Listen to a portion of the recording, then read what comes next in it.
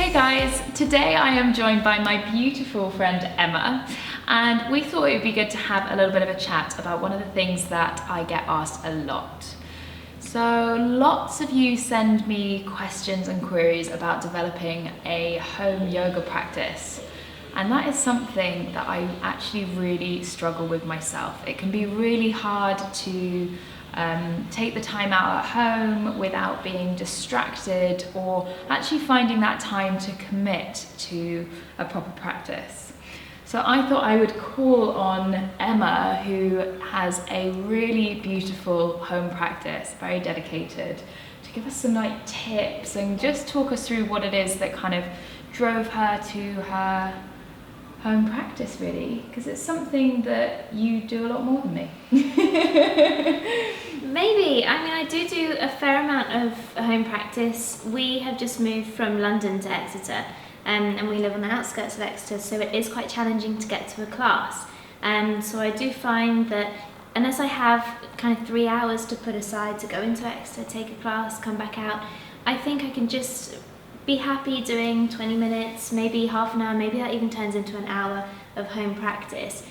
And I think that's something that a lot of people can relate to, because even if you do live right next door to a yoga studio, it doesn't always mean that the timetable fits your schedule, and definitely not kind of on a regular basis. So I think it's really great to actually get into a habit of being able to give yourself that time without relying on somebody else's schedule, I guess. Definitely. And I always say this to my clients, I know it sounds silly, but even if you just do 10 minutes, even if you just do 10 minutes for the first week, every day 10 minutes, it makes you feel so much better mentally and physically.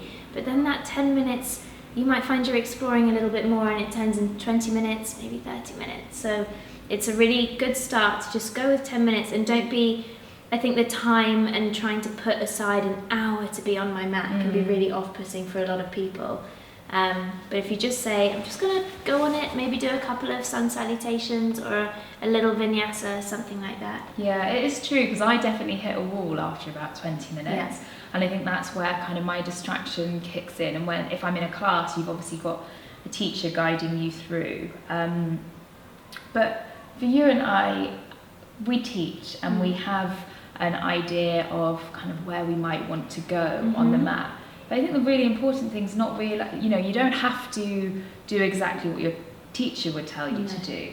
You can just get on there and move, and that's something you're so good at. You're just going to get there and wriggle around. And even if you don't, even if you've never been to a yoga practice before, you are never going to do yourself any injury by just wriggling and moving and being on your mat and exploring, finding space, maybe lifting a leg, another leg. You don't have to look like you're doing a yoga video or in a magazine or getting all the postures right. But something I do say to my clients is, if you do manage to go to classes and you're trying to build up a vinyasa or a sequence for your home practice, after each class, try and remember one flow or one pose that you liked the best, that felt really good with your body. Write it down in your phone or on a notebook if you have one in your handbag, and then do that every time. And after about 5 or 6 classes, you'll have a really lovely little sequence, and you can just flow it together, and then you've just created your own little home practice. And one of the things that I've noticed about my own home practice, if and when it happens, is that I tend to stick to the things that I enjoy. Yeah, and me too. There is a lot to be said from a teacher's perspective about being in the uncomfortable places. That doesn't necessarily mean physically uncomfortable, but actually mentally, where we struggle. So for some people that's being really still, or for others it's doing something that feels physically demanding. It could be a number of different things. Are you guilty of that as well, sticking to the bits you love?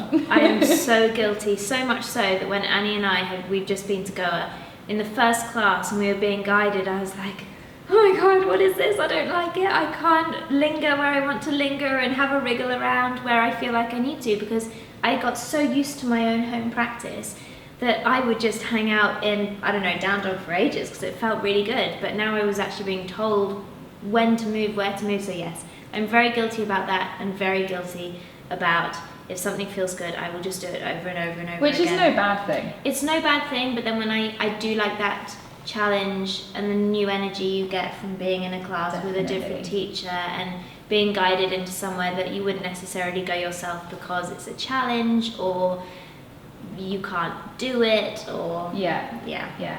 And I think that we will all find different challenges at different times in our practice. Definitely. And actually for me, getting myself onto the mat itself is the biggest challenge. Once I'm there, I'm really happy to explore and play around, but it's kind of carving out that time.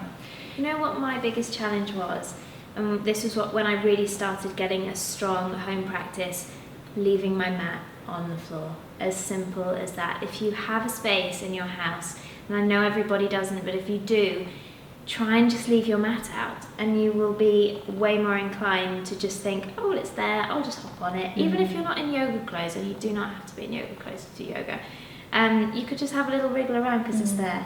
That's when my home practice really started to develop, when I had the space to leave my mat down. Yeah, and I was just thinking about whether or not you need a mat to develop a home practice. And in many ways you don't, but you can pick up a mat. You don't have to have a fancy mat, especially if you don't know whether it's something that's going to be a long-term practice and something that you're going to really commit to. But there is something to be said for picking up your mat, rolling it out, or just having it there already rolled and stepping onto it, because that in itself almost carves out the time and the space. It does, So and it grounds you, and Yeah. it just sets your intention to be there clear-minded, lose all the judgments, all the expectations, and just be there for yourself And in you that don't time. need fancy space at No. all. You don't need a mat either, but you just need kind of that, it's creating that intention, isn't it? Of being like, I'm going to be here, I'm going to explore, and I'm just going to see what happens with no judgment. Yep. Because no 2 days are the same, are they, when you No. get on the mat? And Oh no, definitely not. yeah.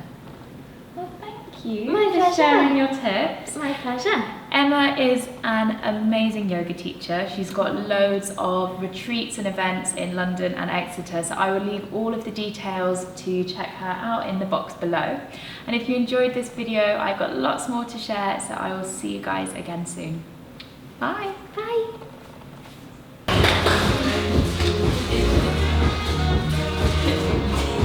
It's like yoga. Oh, that's too cute. It's cute, so she's eating my